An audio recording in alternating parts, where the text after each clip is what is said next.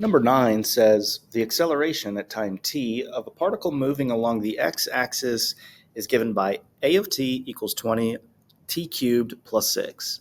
At time t equals 0, the velocity of the particle is 0 and the position of the particle is 7. What is the position of the particle at time t? So first we need to understand the relationship between position, velocity, and acceleration. The derivative of position is velocity. The derivative of velocity is acceleration. And you can also work backwards here. The antiderivative of acceleration is velocity. And the antiderivative of velocity is position.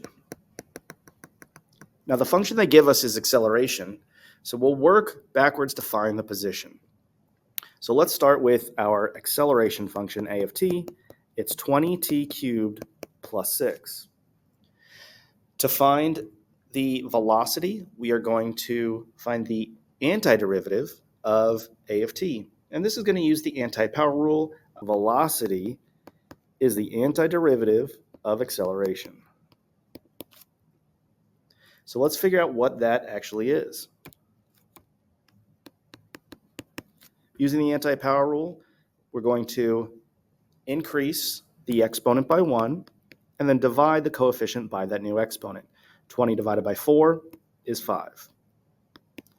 The antiderivative of 6 is just 6t, and then we have a plus c. Anytime you integrate an indefinite integral, you're going to end up with this constant at the end. And the information they give us is going to help us figure out what that constant is. It says that the velocity at time 0 is 0. Okay, so maybe I'll make a little note here. The velocity at time 0 equals 0. So we can use that to figure out what c needs to be for that function. If v of 0 is 0, so this is 0, when t is 0. And this works out pretty easily because you're just multiplying all of those terms by 0. So it's just going to be 0 equals 0 plus c. And so this implies that c is, well, 0. So that means my velocity function is just 5t to the 4th plus 6t. Now I can use that to find position because position is the antiderivative of velocity. So my position function, which I'll call p, will be the integral of velocity.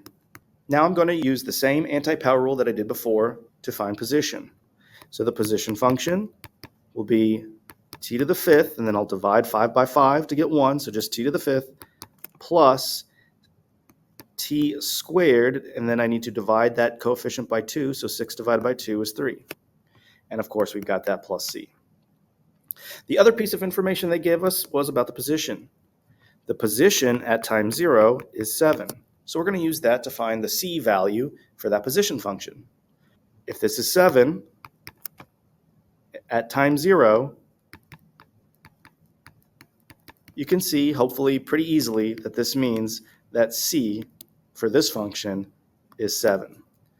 That means our position function with respect to time is t to the 5th plus 3t squared plus 7, which is answer choice D.